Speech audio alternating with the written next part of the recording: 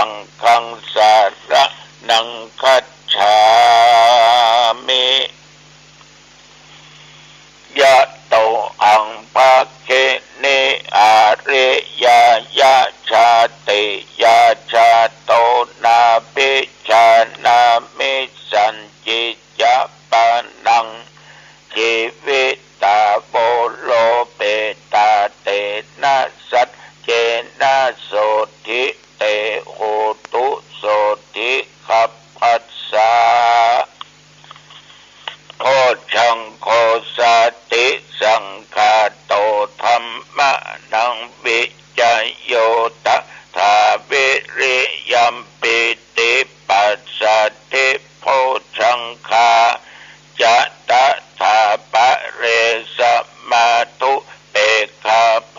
ชังคาสัตเตเตสัพพทัสสินาโมเนนาสัมมาทัพคาตาภาเบตาภาอุลิกะตาสังวัตตันติอภิญญายะนิพพานายะยะโพธิยาเอเตนะสัจจวัชเชนะโสทิเตโห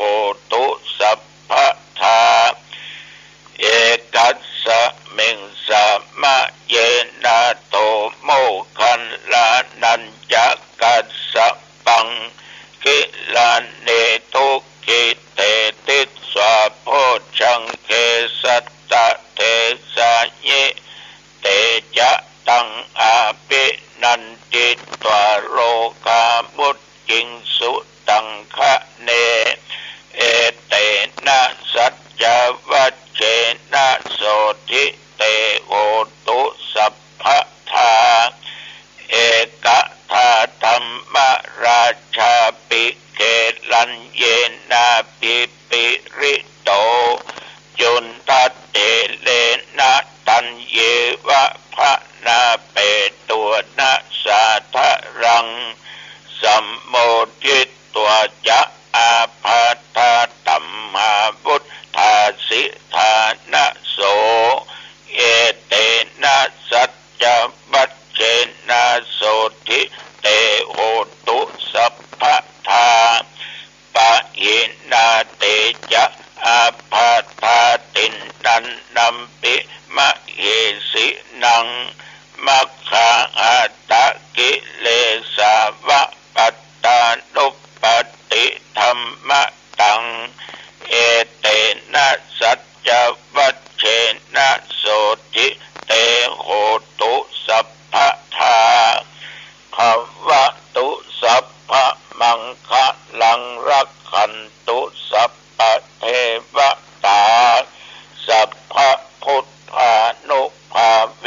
นะสัทธาโสทิภวันตุเตภวตุสัพพมังคะลังรักขันตุสัพพเทวตาสัพพธัมมานุภาเวนะสัทธาโสทิภวันตุเตภวตุสัพพมังคะลังรักขันตุสัพพเทวตาสัพพสังฆานุภาเวนะสัทธาโสทิภวันตุเตขอถวายพระพรกรมอุตุได้ประกาศบอกว่า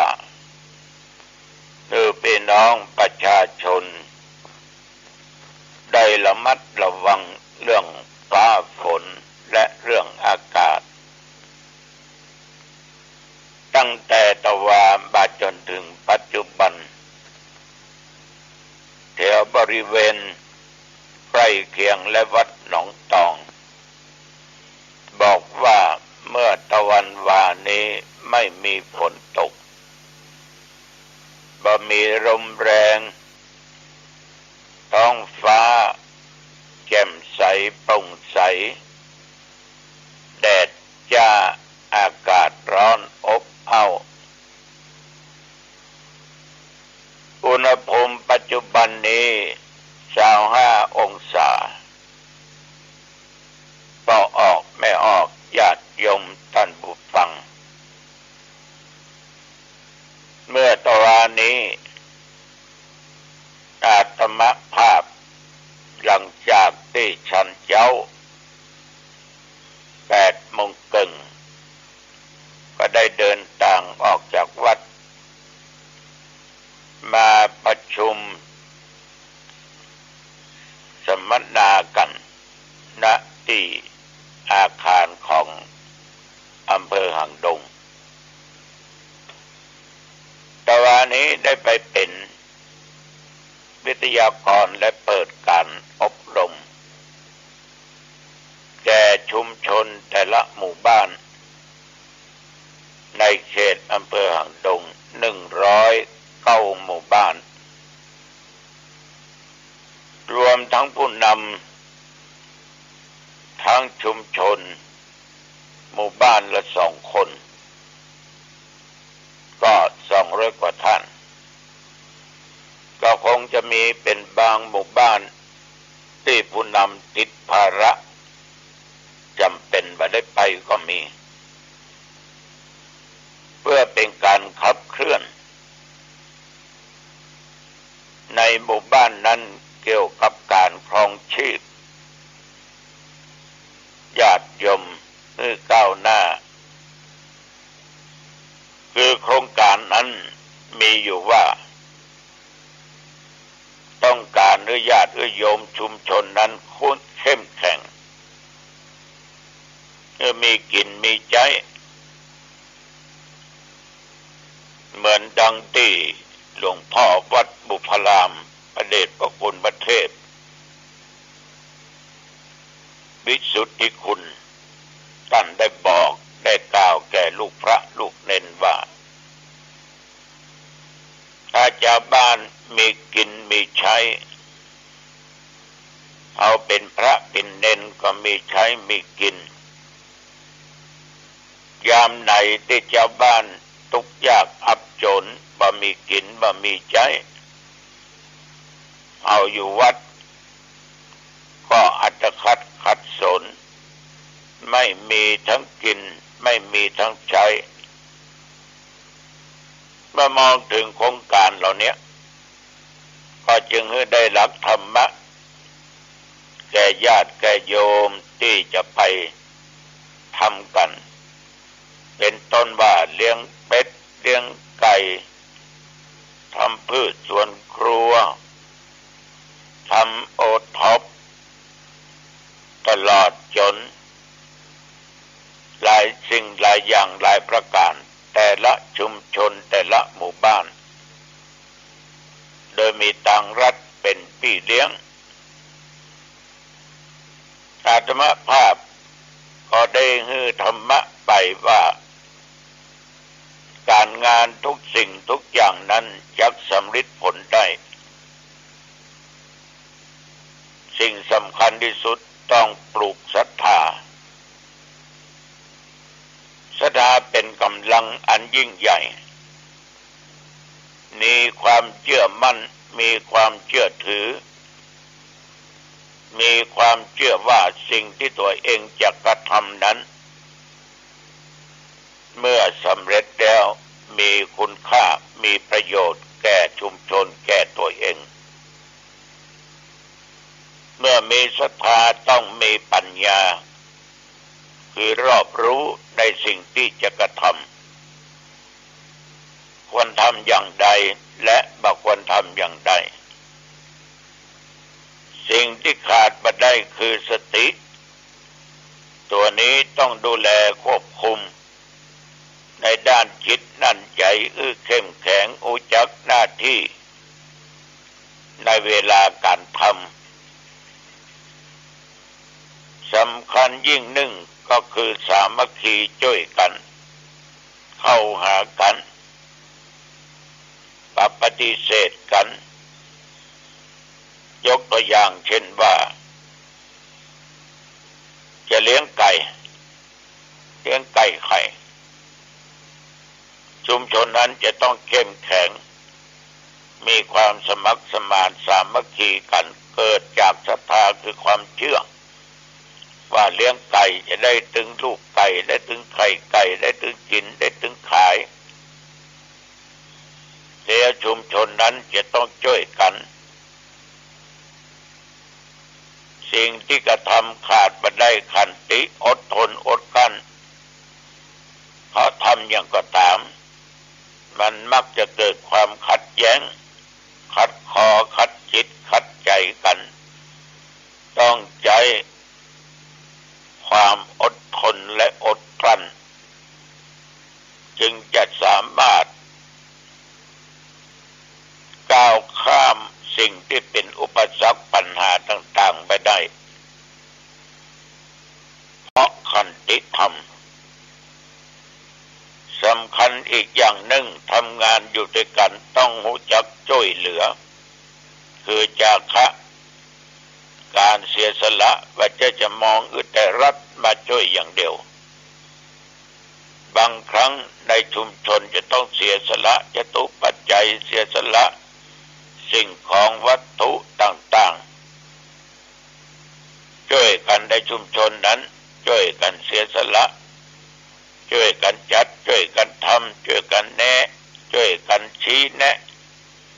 ช่วยกันทำให้พ่อให้ดูสิ่งสำคัญอีกอย่างหนึ่งนั่นก็คือลดทิฏฐิมานะเสียสละอารมณ์ต่างๆอันบุญอันเบี้ยวออกไปรู้จักอภัยเพราะทุกอย่างทำบางคนทำก็ถูกต้องแต่ไม่ถูกใจอีกคนกลุ่มหนึ่งบางอย่างทำถูกใจแต่ไม่ถูกต้องคุณต้องเลือกเอาสิ่งที่ถูกต้องและต้องรู้จักอภัยซึ่งกันและกันก็ได้นั่งบรรยายอยู่ประมาณ1 ชั่วโมงฝากข้อคิดแก่ญาติแก่โยมในชุมชนต่างๆ109ชุมชนแต่ละหมู่บ้านในอำเภอหางดงจบการบรรยายเรียบร้อยทุกเจ้าต้องรีบกลับวัดเพราะมีงานข่าวดำไปถึงวัด10 โมงป่ายก็เข้าไปสู่พิธีไหว้พระสมทานรับศีลอุจารนำโอกาสเป็นทานถวายไตรยทานปัจจัยไตรยทานวัตถุไตรยทานก็ส่งสวดมาติกากันแล้วก็ลวดป่อนแล้วก็ฉันเพลญาติโยมเมื่อเสร็จจากสิ่งเหล่านั้นก็กลับมาพักผ่อนที่ในห้องได้สักมื้อก็มีโยมเมาเหล้ามาทางประตูหลังตุ๊ตันโยก็ตุ๊ตันกำลังอู้นี่มีอย่างมีปลากระป๋องก็มีขนมก็ถ้าอยากกินข้าวนะวันนี้มันได้กินข้าวได้กินเหล้าไปละมาเข้ามาพอมองดูแล้วไม่มีเป็นอันตรายใดๆทั้งสิ้นเดินเข้ามาปัดทรงปัดเซ็งสวัสดีครับตัวหลวงครับสวัสดีลูกเนนเอาเข้า2 กัป3 กัปนั้นมาอีเปิ้ลเอาถวายตะกี้เมื่อตอนเปิ้ลโชคดีได้เป็น3 กัปมีข้าวเหนียวมีจิ้นทอดมีน้ำพริกตาแดงได้อาหารไปเพิ่งก็ดีอกดีใจนั่งพับเพียบยกมือไหว้กราบลาปิกเขากำลังนอนเหยียดเอวมาหลายละกันนั้นมาทางประตูหน้าถอยประตูปังหลวงพ่อครับอยู่ก็ครับ อยู่มีหยังอ๋อสีท่าไว้วางใจโอ้ยอันศพที่เปิ้นเผาวันเนี้ยบ้านเปิ้นมีทางใดครับก็เลยบอกว่าไปทางทิศตะวันออกงี้อย่างกับเปิ้นผมไปพอที่ปัจจาดูแลศพหลอดที่เปิ้นเผากันนะร่วมกับคนทั้งหลายไปกวาดอันเปี้ยวนี่ทำความสะอาดโอ้ขอบใจเป็นบุญเป็นกุศลถ้าถามเปิ้นกันอย่าง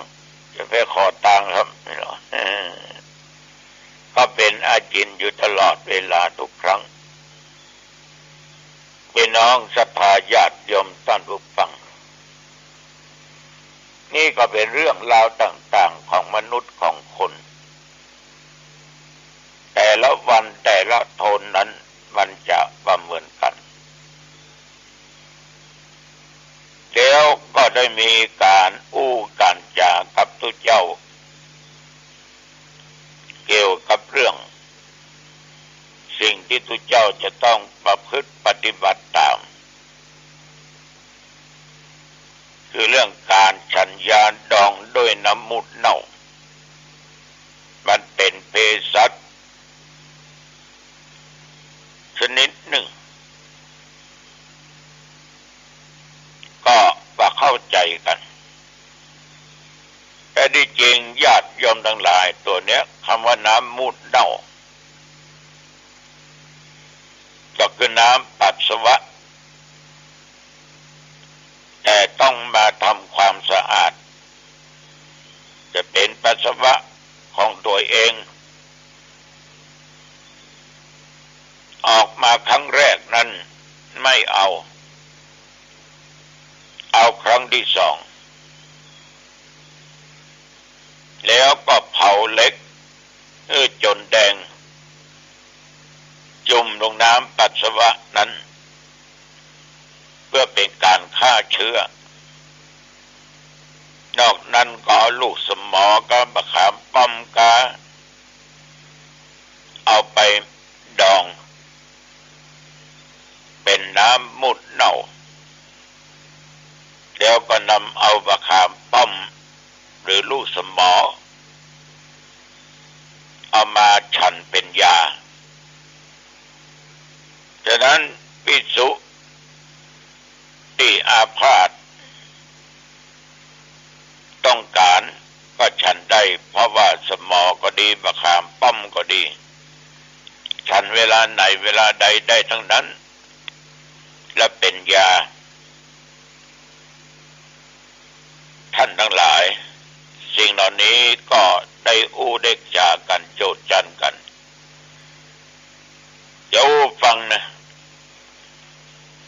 สมัยก่อนนี้ไปอบรมที่กรุงเทพกลับมาเงี้ยวบ่อยสมาร์ทกลัวเป็นเบาหวานเขาว่าสิ่งที่จะแก้ได้ก็คือน้ำปัสสาวะ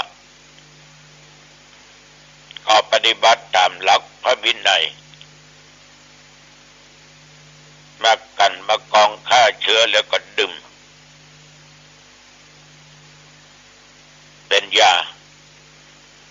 ทีนี้อีกประการหนึ่งอยากรู้ว่าเป็นเบาหวานก็เวลาปัสสาวะหรือเยี่ยวออกไปใส่อันยังก็ดีอย่างก็ตามถ้ามดมาตอมนั้นแสดงว่าแม่น เพราะน้ำปัสสาวะมันคงจะมีรสชาติอันหวานอันนี้ก็เคยพิสูจน์มาฉะนั้นน้ำมูดเน่าดองด้วยสมอหรือมะขามป้อมก็ได้ก็เป็นยาแก้โรคอันนี้ก็จึงขอจาเพื่อแพร่แก่ญาติแก่โยมได้รับฟังเอาละกันไปจากันมาเป็นเวลาพอสมควรสัพเพเหระปกิณกะแห่งธรรมะพบกันไว้วันพรุ่งนี้อายุวโนสุขัง